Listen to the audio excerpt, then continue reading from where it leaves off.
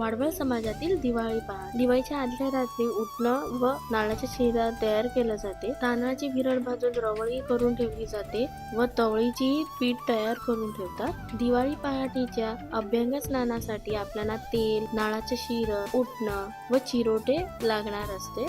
सर्वात आधी नखाना तेल लावलं जाते.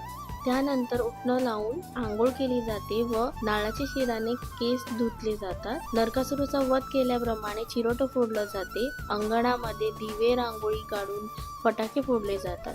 रवळीला बर्फीसारखं कापलं जाते. तवळी वाफवण्यासाठी ठेवली जाते. त्यानंतर परिवार एकत्र बसून दिवाळी फराळाचा आस्वाद घेतात. तुम्हाला माहित आहे का, दिवाळीचा प्रत्येक एक फराळ नरकासुराच्या अवयवाप्रमाणे आहे. जसं रवळी म्हणजे हृदय, तवळी म्हणजे जीभ, करंजी म्हणजे कान, चकली म्हणजे केस, लाडू म्हणजे डोळे, शंकरपाळी म्हणजे दात. व्हिडिओ कसा वाटला कमेंट करून नक्की सांगा.